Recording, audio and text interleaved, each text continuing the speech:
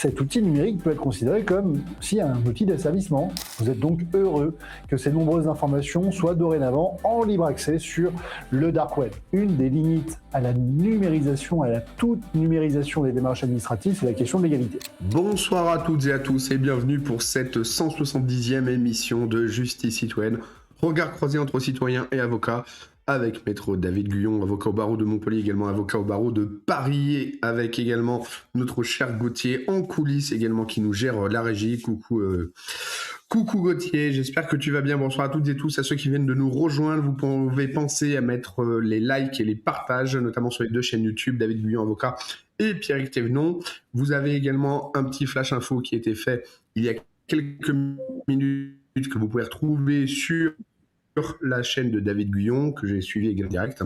J'aime bien également suivre un petit peu le flash info de ce que nous évoque David justement avant de débuter l'émission. On revient où il est revenu sur cette fameuse loi, notamment du 20 mars 2020, notamment sur l'état d'urgence sanitaire qui imposait pas mal de choses. Il a réévoqué très rapidement également les notions de masque. Vous avez vu un post sur les réseaux officiels de David où il reparlait de ce fameux masque, notamment que nous avons tous subi, sans spécialement de critères scientifiques. Je fais une petite parenthèse sur le sujet, d'ailleurs, pour ceux qui s'intéressent, donc je vous invite à retourner voir après nos précédentes émissions, ce fameux masque. Moi, quand j'ai commencé à entendre des gens vouloir, imposer le masque à tout le monde, j'ai commencé, à faire des gros yeux en me demandant, mais qu'est-ce qu'ils veulent faire ? Puisque nous, depuis des années, dans le milieu soignant au sens large, que ce soit chez les pompiers, à l'hôpital ou autre, tout ce qui est, risque de transmission, notamment virale, nous est géré par des protocoles où, dans certains cas, on va mettre des masques. Dès lors, on va avoir une proximité avec véritablement une victime vraiment malade, avec un temps de portage, avec des procédures pour le retirer par les élastiques, on ne doit pas le toucher par les doigts, où on devait le mettre ensuite dans un sac d'asserie, c'est-à-dire déchets d'activité de soins à risque infectieux, c'est-à-dire c'est des poubelles spécifiques, c'est-à-dire que n'importe qui portait un masque, même nous les pompiers, que ce soit du chirurgical, du FFP2, FFP3, ce que vous voulez, était considéré depuis déjà des années, étant donné qu'on capte tout ce qui sort de nos voies aériennes et qui peuvent être considérés comme viral avec un risque bactériologique ou biologique, si on peut dire ça ainsi, était considéré comme contaminé. Voilà. Et donc, c'est la raison pour laquelle on devait l'évacuer dans un déchet, spécifique, comme à l'hôpital. On demandait, une fois qu'on a porté, de ne surtout plus le toucher avec les doigts, puisque le risque viral, vous savez qu'il y a à peu près, il est estimé que 80% des transmissions virales se font notamment par manuportage. Donc forcément, imaginez un masque que vous avez qui récupère toutes les, excusez-moi du terme, saloperies que vous avez dans les voies aériennes ou dans les bronches, etc., et que vous touchez avec vos doigts, vous en foutez un petit peu de partout. Bref, et du jour au lendemain, on a donc, on oublie tout ça, et tout le monde le porte, le met dans sa poche, etc., etc., etc.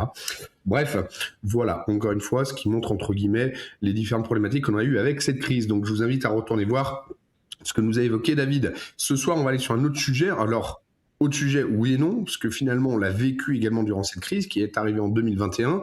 On va parler un petit peu de l'hypernumérisation. Quels sont les risques de cette hypernumérisation pour tout et n'importe quoi, notamment avec l'État qui nous emmène justement vers justement cette hyper-numérisation sur vos données, sur le partage d'informations, sur votre identité numérique. Quelles sont les limites, quels sont les dangers de cette hyper-numérisation ? Je vous rappelle qu'on l'a déjà très bien connu durant la crise et on a inculqué en fait finalement cette idée-là de l'hyper-numérisation avec par exemple le pass vaccinal, les fameux QR codes qui nous permettaient de contrôler un petit peu nos va-et-vient, voilà, notre vie de tous les jours. Donc, quels sont les risques de tout ça ? C'est ce qu'on va discuter avec David. Bonsoir David, comment vas-tu ? Bonsoir Pierrick, bonsoir à tous. Très bien, en forme et prêt à décortiquer la numérisation des démarches administratives à tes côtés, mon cher Pierrick. Oui, avec grand plaisir. On a déjà vu depuis pas mal de choses. Pour ceux qui n'ont pas suivi, on a déjà fait des émissions précédemment avec David sur le sujet, que je vous invite à retourner voir si vous regardez Passe numérique, etc.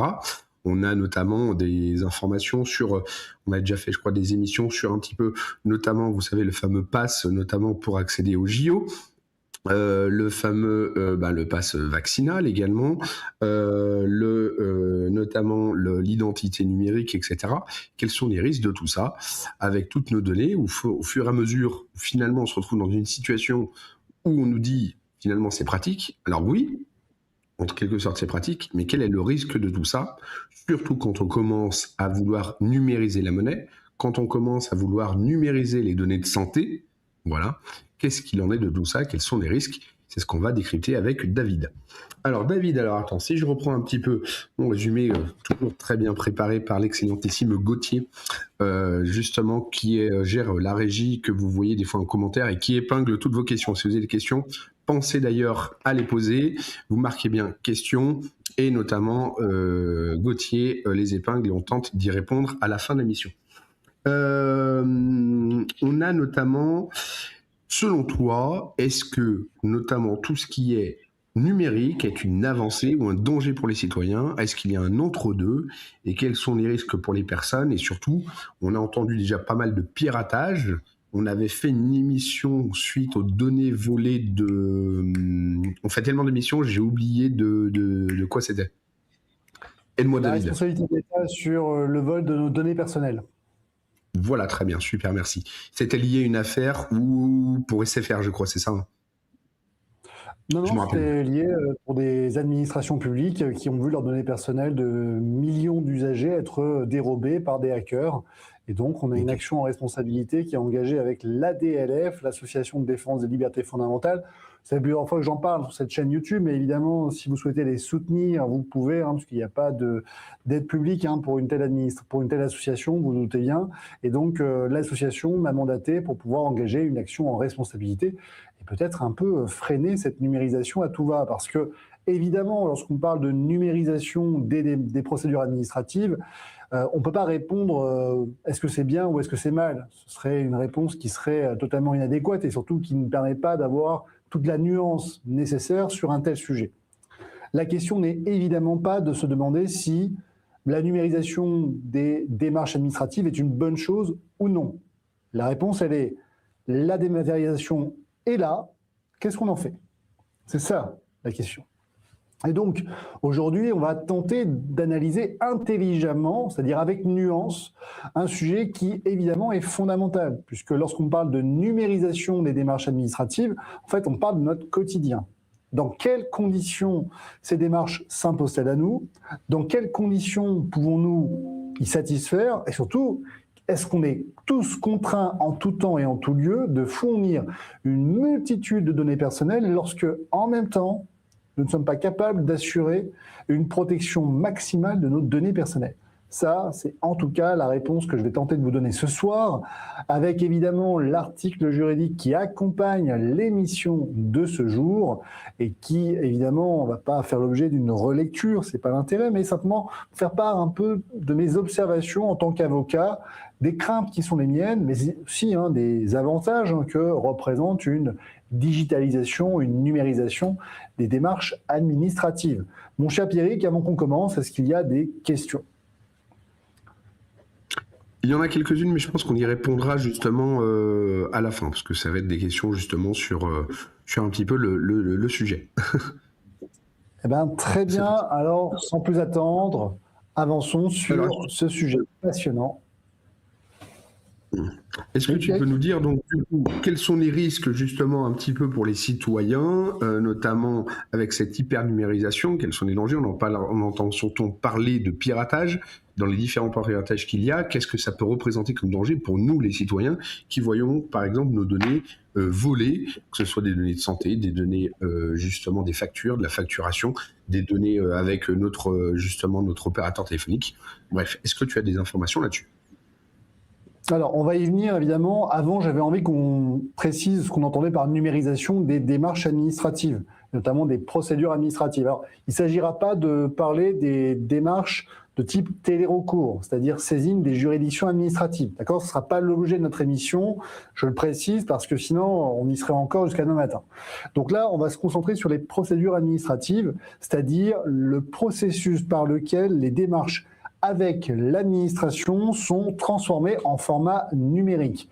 Et quand je parle de transformation numérique, je parle évidemment de numérisation de tous les documents et les démarches papier, mais également tous les échanges avec l'administration. Je vais vous donner un exemple qui va évidemment vous parler. En 2016, lorsque j'étais allé me présenter à la préfecture pour changer la carte grise de mon véhicule, parce que je venais d'acheter un nouveau véhicule, je me rappelle avoir tout d'abord pris un ticket au guichet de la préfecture, avoir patienté à peu près 1 heure, et puis ensuite au même guichet être revenu avec des documents papier que j'avais dû remettre à l'administration.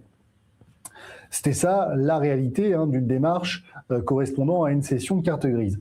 Aujourd'hui, avec l'ANTS, vous avez la possibilité de faire la même démarche, mais tout en version numérique et digitalisée. Donc ça veut dire que vous restez chez vous, vous êtes au fond de votre canapé, et puis en cliquant avec une petite souris, vous avez la possibilité de faire les différentes démarches. C'est ça concrètement ce qu'on appellera la numérisation des procédures administratives. On peut donner un autre exemple parce que c'est dans l'air du temps à la date à laquelle on enregistre, mais c'est notamment l'IEF, l'instruction en famille, école à la maison. Aujourd'hui, vous avez la possibilité de faire votre demande d'autorisation directement en ligne avec les différents sites des académies. Alors, selon l'académie où vous êtes, vous aurez soit une adresse mail sur laquelle vous pourrez adresser votre dossier pédagogique, soit directement un modèle CERFA et puis un espace numérique sur lequel vous pourrez téléverser l'intégralité de vos documents.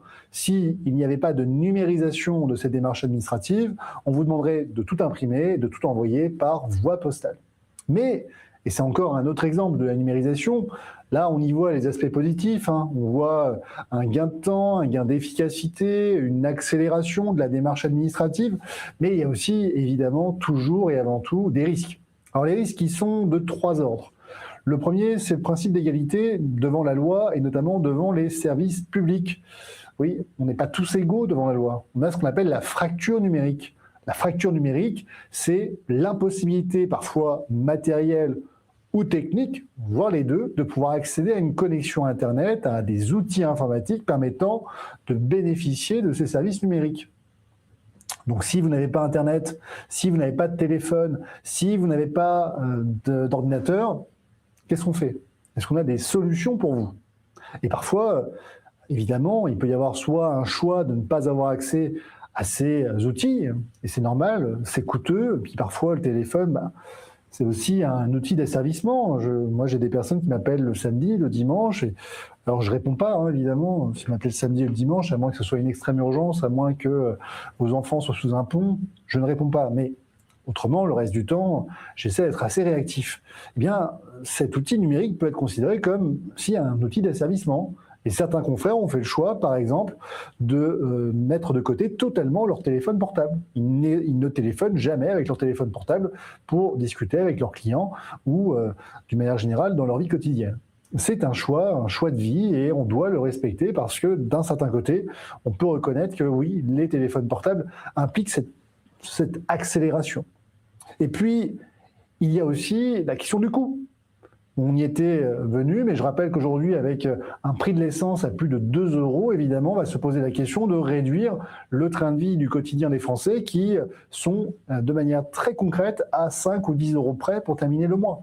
Alors pour eux, évidemment, j'ai une pensée particulière parce que ça me rappelle un quotidien que j'ai connu il n'y a pas si longtemps que ça et qui, évidemment, avec un prix de l'essence à 2 €, aurait causé beaucoup de mal. Et quoi qu'il en soit, pour eux, peut se poser la question de savoir si une connexion Internet, un téléphone portable et un abonnement téléphonique est vraiment indispensable. Et qu'est-ce qu'on leur propose pour ces gens-là lorsqu'ils n'auront plus accès à Internet parce qu'ils n'auront pas les moyens de se payer une connexion Internet? Eh bien, justement, c'est ça, l'égalité devant le service public. Là, encore une fois, vous allez voir, on a une réponse mi-figue, mi-raisin par le Conseil d'État. On va l'analyser ensemble dans quelques instants. Mais déjà, une des limites à la numérisation, à la toute numérisation des démarches administratives, c'est la question de l'égalité. La deuxième limite, c'est la question de l'accessibilité. D'accord ? C'est-à-dire qu'on doit être capable de pouvoir accéder à ces numérisations des procédures administratives, d'être capable de les comprendre, d'être capable de pouvoir en bénéficier et d'être capable évidemment de les utiliser. Et donc là, encore une fois, on n'est pas tous égaux devant l'informatique. Si demain, vous me demandiez, par exemple, de monter une vidéo et de pouvoir utiliser les différents logiciels qui vont avec, je ne serais pas capable de le faire. C'est la raison pour laquelle notre cher Gauthier est ici présent avec nous et on leur remercie. Mais cette difficulté que moi je rencontre avec le montage vidéo, Pour d'autres citoyens, ce sont les mêmes difficultés pour simplement se connecter sur Internet, ouvrir un moteur de recherche et taper les différents mots-clés qui permettent de trouver les réponses à leurs questions. Et oui, rappelez-vous, nous on est la génération millennials, mon cher Pierrick, au départ, lorsqu'on était en cours de technologie, on nous apprenait à utiliser rapidement l'Internet. Je me rappelle encore taper avec mes deux doigts comme ça. Et évidemment, c'était assez compliqué de me rappeler des différents onglets à ouvrir et comment naviguer dessus. Et bien, dites-vous que nous avons aussi une partie de la population aujourd'hui qui n'utilise pas quotidiennement Internet. Enfin, le dernier point, c'est aussi un des points les plus importants et ça fait écho avec l'émission que nous avions faite sur la protection des données personnelles, c'est l'incapacité systémique de l'administration à pouvoir protéger les très très nombreuses données personnelles qu'elles sont amenées à traiter dans ces accès, dans l'utilisation de ce qu'on appelle les téléservices. C'est la numérisation des procédures administratives. Donc c'est très beau, par exemple, vous êtes le rectorat, vous récupérez toute une série de données personnelles relatives à des enfants et à des familles, et puis demain, des hackers arrivent et récupèrent toutes ces données. Elles sont revendues ensuite sur le dark web, et vous n'avez plus que vos yeux pour pleurer. On sait où vous habitez, on connaît le nombre d'enfants que vous avez, on sait leurs habitudes de vie, l'âge qu'ils ont, et éventuellement s'ils ont des problèmes médicaux. Vous êtes donc heureux que ces nombreuses informations soient dorénavant en libre accès sur le dark web. C'est ça la problématique des données personnelles. Alors vous allez me dire, bon, la plupart du temps, ça n'intéresse pas grand monde. Oui, mais rappelez-vous, je donne encore toujours cet exemple parce que c'est le plus concret, mais un vol de données personnelles peut très rapidement se répercuter comme une infraction dans la vie réelle. On pense ici notamment au vol de données personnelles des propriétaires d'armes à feu qui, pour certains d'entre eux, ont vu le plaisir d'avoir la visite de gangs armés qui sont venus les braquer pour récupérer leurs armes. C'est ça, en fait, la réalité d'un vol de données personnelles. Et on est en train de nous dire aujourd'hui, on n'est pas en mesure de protéger vos données personnelles. Et je vais vous dire à quel point c'est problématique, c'est que on a notamment récemment le vol de données personnelles qui est intervenu dans les fichiers du musée du Louvre, un des musées les plus grands du monde, avec un budget pharaonique. Et ce qui avait été détecté, c'est que depuis plusieurs années, il y avait eu des données, des failles de sécurité majeures avec des mesures qui avaient été prises extrêmement fragiles. Notamment, il me semble que le mot de passe pour accéder aux bases de données, c'était Louvre. Vous voyez à quel point on a un vrai problème sur la formation et la sensibilisation des agents à assurer la parfaite sécurité de nos données personnelles. Et ça, des exemples comme je viens de vous le donner, vous en avez tous les jours des milliers. Et les hackers eux-mêmes reconnaissent que, en d'autres termes, lorsqu'ils vont sur les sites gouvernementaux, c'est open bar. Ils peuvent faire à peu près ce qu'ils veulent, tellement les mesures de sécurité qui sont mises en place sont faibles, fragiles et faillibles. Donc évidemment, quand on voit qu'on a des démarches administratives qui sont de plus en plus généralisées, ça peut poser problème.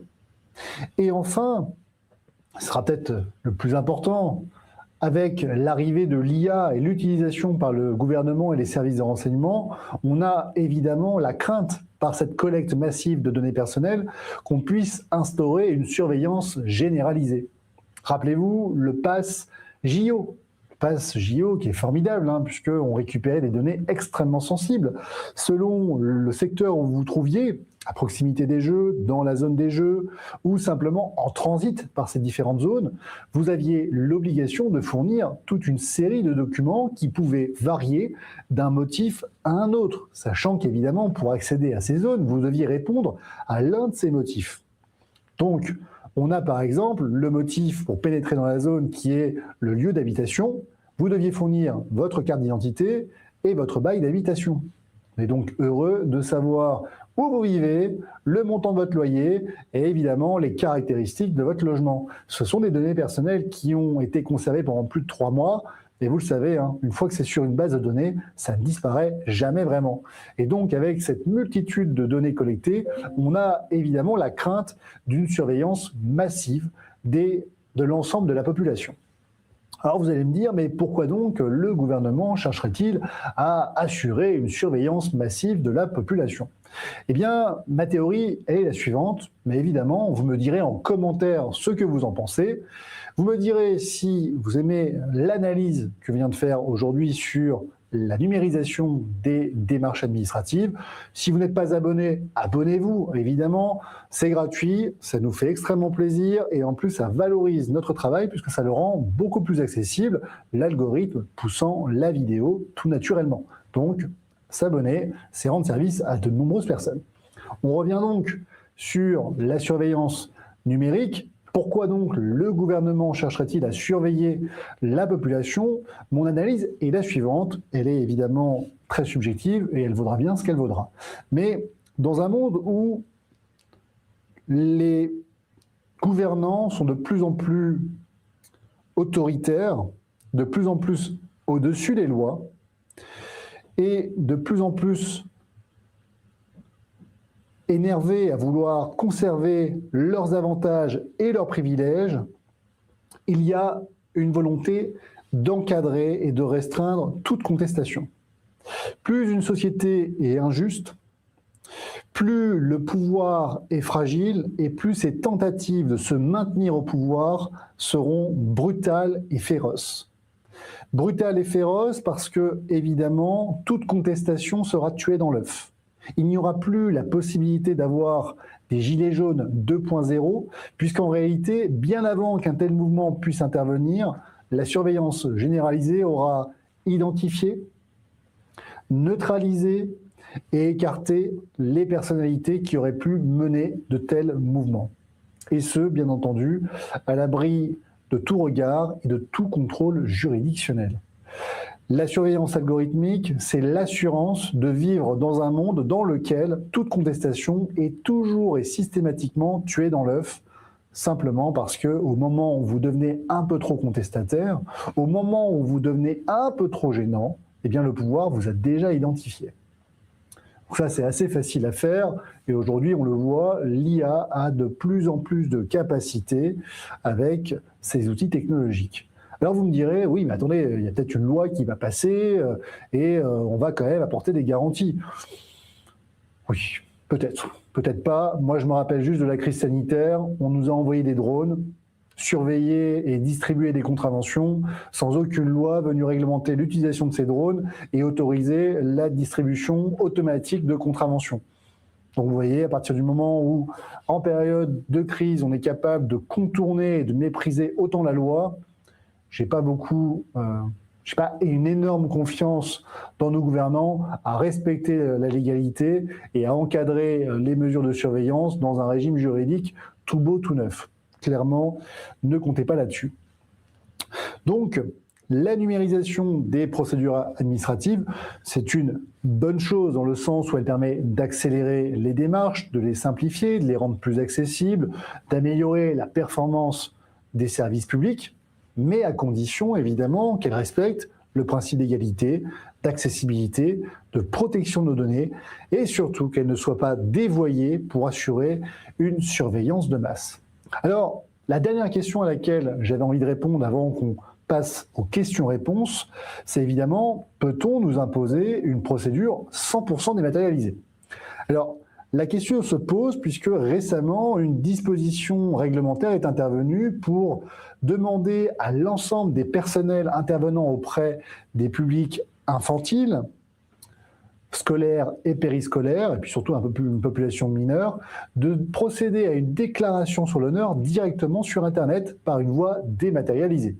Et j'avais été contacté par un client qui m'avait demandé s'il était contraint et forcé de faire cette déclaration en ligne, en me disant la question suivante, c'est est-ce qu'on est contraint de me faire passer par cette plateforme ou est-ce que je peux quand même passer par une voie dématérialisée?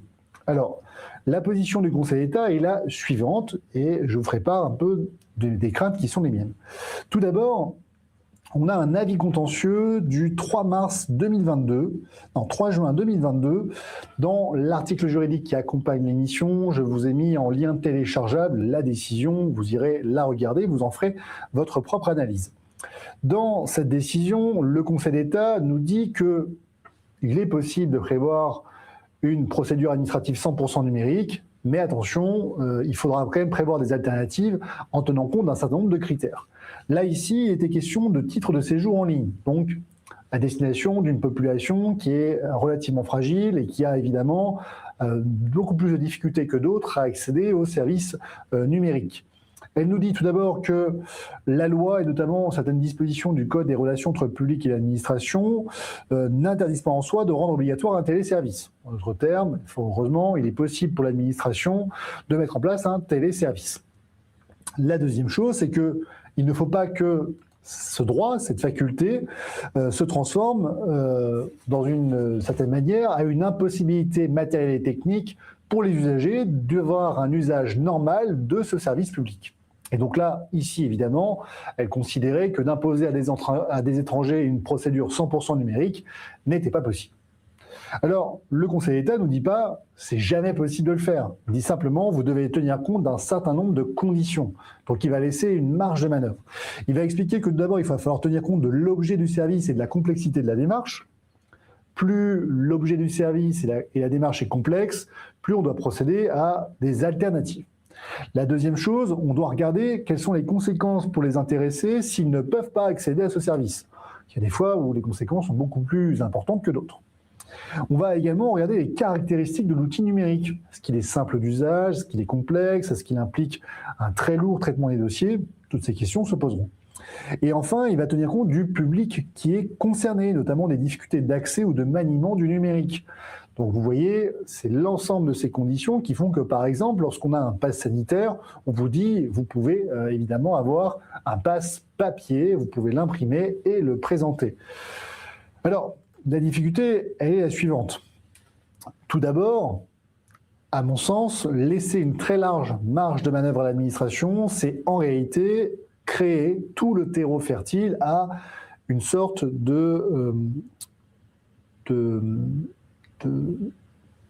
rupture d'égalité devant la loi. Voilà, je cherchais mes mots. Une rupture d'égalité devant la loi. Pourquoi? Parce que dans un État décentralisé où chaque préfet va régir dans son département ses administrations, eh bien, il y a un risque que d'une administration à une autre, les procédures soient différentes. Et on le voit déjà, nous, dans l'IEF, l'instruction en famille, où selon les rectorats, on n'a pas exactement la même procédure. Donc ça, déjà, risque de rupture d'égalité devant les services publics.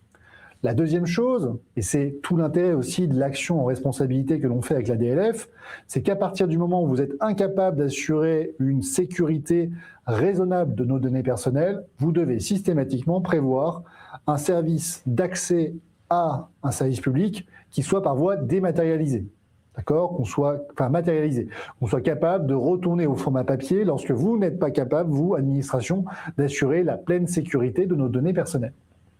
Et la troisième chose, c'est qu'avec des critères aussi génériques, en réalité, on peut se demander dans quel cas, concrètement, le 100% numérique sera interdit. Parce que ici, concrètement, en dehors de la situation qui était évoquée, qui était la situation des étrangers qui ne pouvaient pas accéder à une demande de titre de séjour, je vois difficilement les situations dans lesquelles les conditions fixées par le Conseil d'État empêcheraient un 100% numérique. Donc on a, à mon sens, par cette position relativement large, une autorisation du 100% numérique avec tout le caractère discrétionnaire qui l'accompagne. En conclusion, on finira là-dessus. La numérisation des procédures administratives est une bonne chose parce qu'elle permet d'améliorer l'efficacité, elle permet d'améliorer évidemment la simplicité, elle permet d'améliorer la rapidité. Oui, de changer une carte grise directement avec 2-3 clics sur Internet, concrètement, ça améliore quand même la vie. Mais, parce qu'évidemment, on est dans la nuance, cette dématérialisation ne peut pas se faire à marche forcée. Elle doit toujours et systématiquement, à mon sens, ce n'est pas la position du Conseil d'État, mais prévoir des alternatives pour nous permettre notamment d'assurer, nous personnellement, la protection de nos données personnelles. Et enfin, en aucun cas, l'ensemble de ces démarches administratives ne doit permettre de généraliser une surveillance de masse. Ce n'est qu'à cette quadruple condition qu'une dématérialisation des procédures administratives sera bienvenue. Si vous avez aimé ce contenu, pensez à vous abonner et partager. Dites-nous en commentaire évidemment ce que vous en avez pensé, ça nous fait plaisir et ça pousse l'algorithme à montrer davantage cette vidéo, ce qui valorise notre travail. On vous en remercie. Mon cher Pierrick, on passe aux questions-réponses.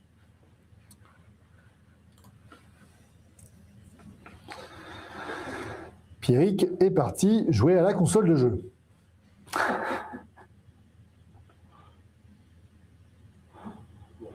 Bon, peut-être que nous avons perdu Pierrick. Alors peut-être, mon cher Gauthier, la régie, vous allez pouvoir nous afficher les questions auxquelles on va avoir le plaisir de répondre. J'en profiterai pour rappeler que si vous souhaitez avoir évidemment une discussion personnelle avec moi et que vous souhaitez discuter de votre problématique personnelle, vous avez la possibilité de contacter notre secrétariat. Vous avez également dans le lien dans la description de la vidéo toutes les informations pour pouvoir facilement rentrer en contact avec nous. L'accès au droit et à la justice n'a jamais été aussi simple. Alors, première question de Ghislaine. Pas de panique avec le numérique, c'est facile à dire, mais encore, faut qu'on comprenne ce qui se passe, se trame concrètement dans le fond. Se trame concrètement dans le fond.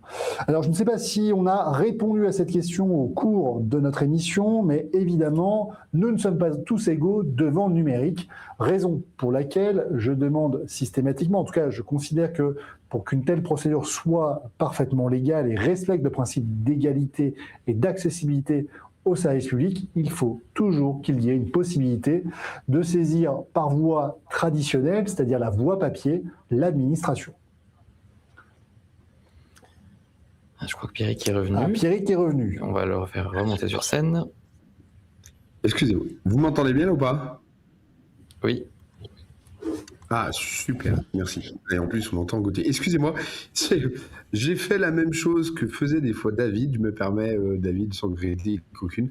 J'avais oublié de mettre le chargeur sur mon PC et là, j'arrivais en fin de batterie, donc performance réduite. Et c'est pour ça que je me dis pourquoi j'ai plus de connexion. Bref, c'est bon, je viens de mettre le chargeur, excusez-moi. Voilà, donc on avait quelques questions. Je fais une mini parenthèse vite fait. J'avais affiché, je le reprépare tout de suite.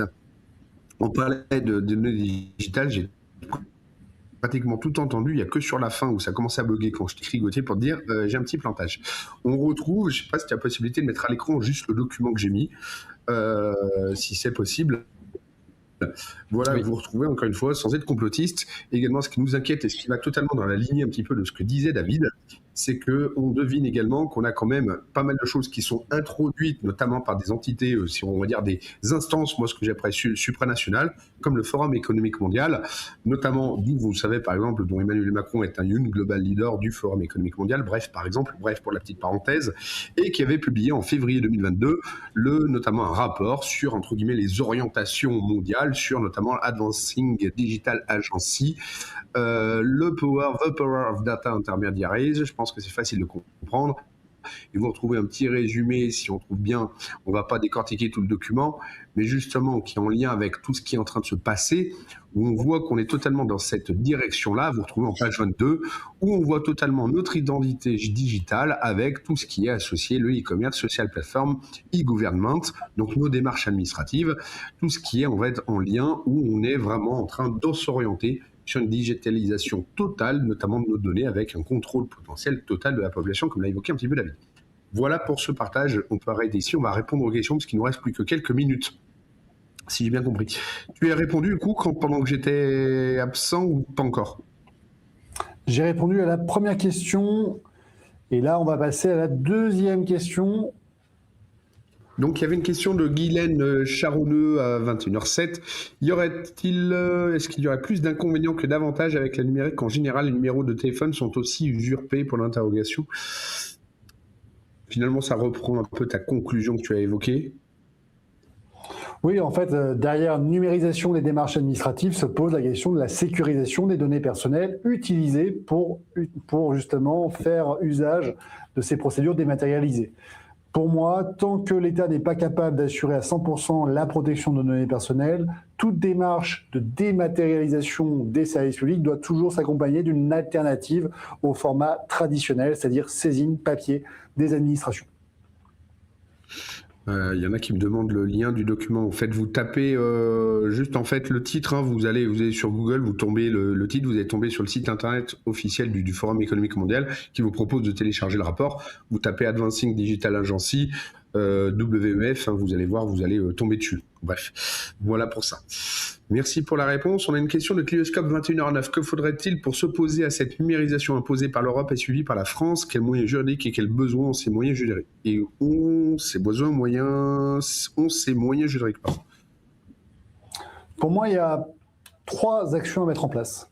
La première, évidemment, c'est le pouvoir de réinformation citoyenne. C'est-à-dire que quand vous parlez de violation des données personnelles, la très grande majorité des citoyens n'y prêtent pas forcément attention pour 2 raisons. La première, parce qu'ils n'y comprennent pas grand-chose. C'est un sujet qui est un peu technique.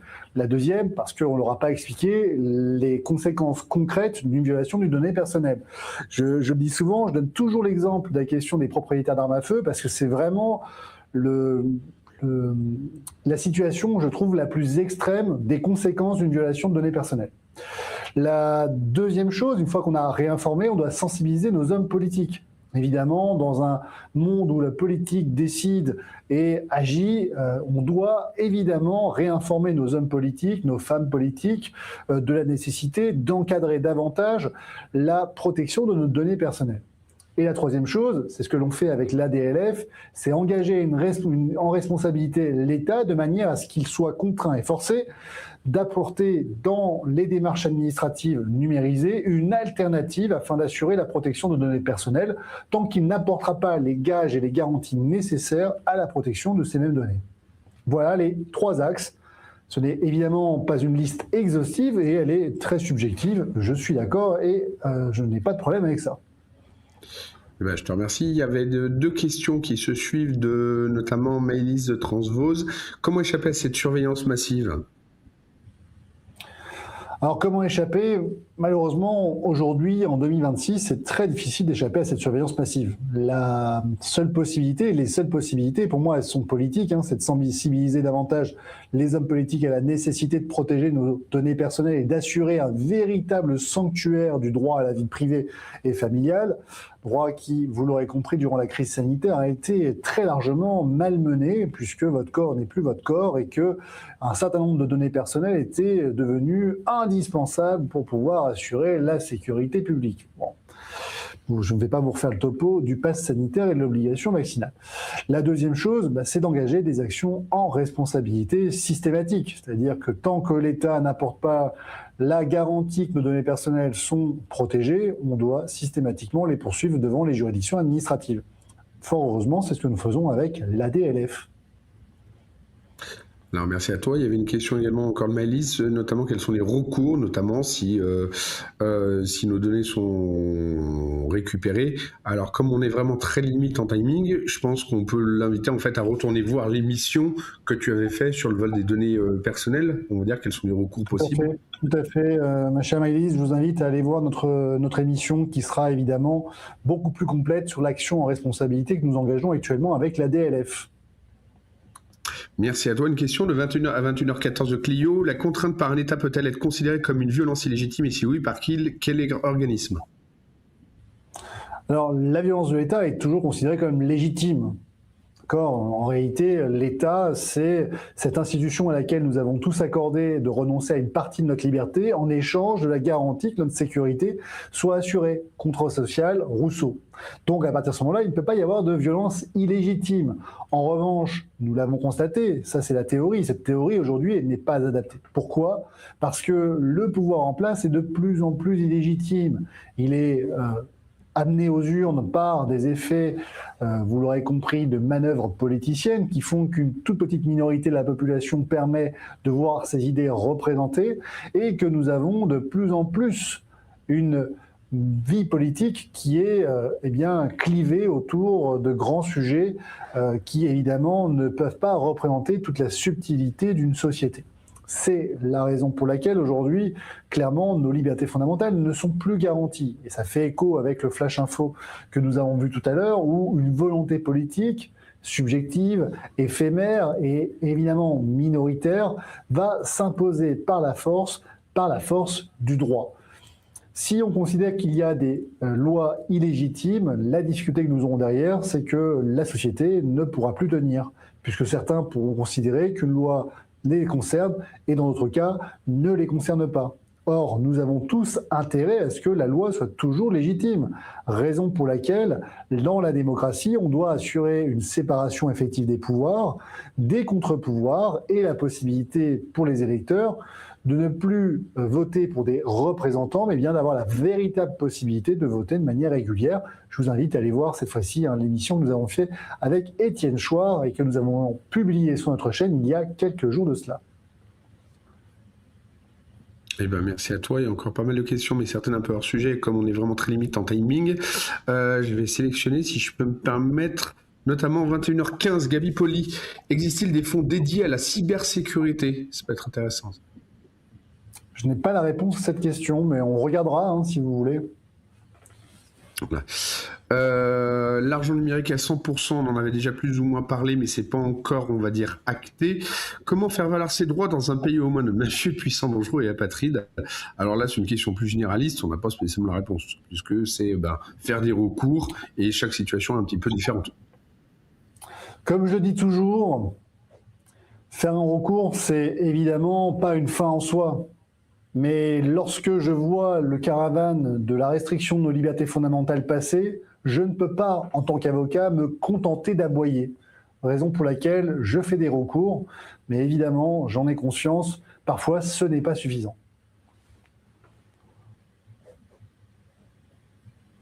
Alors, question très intéressante de 21h24 de Clio. Alors, toujours plein de questions, elles sont toujours très intéressantes, Clio. Maître, vous dites que ces services doivent, il insiste bien sur le doivent, offrir une alternative, mais tout est fait pour cacher cette alternative. Que faire?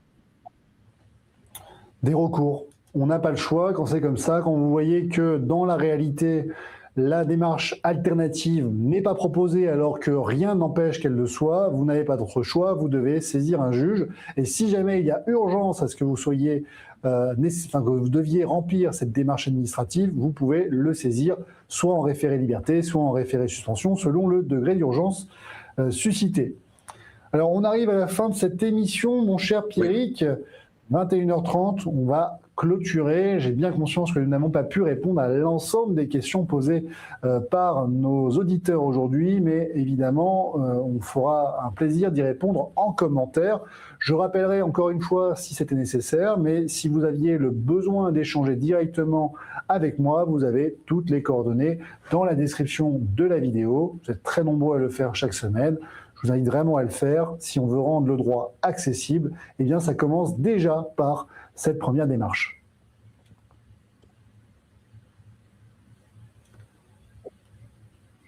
Alors, merci à toi. Justement, quel sujet abordons-nous la semaine prochaine? Alors, pour la semaine prochaine, on va parler des litiges locatifs.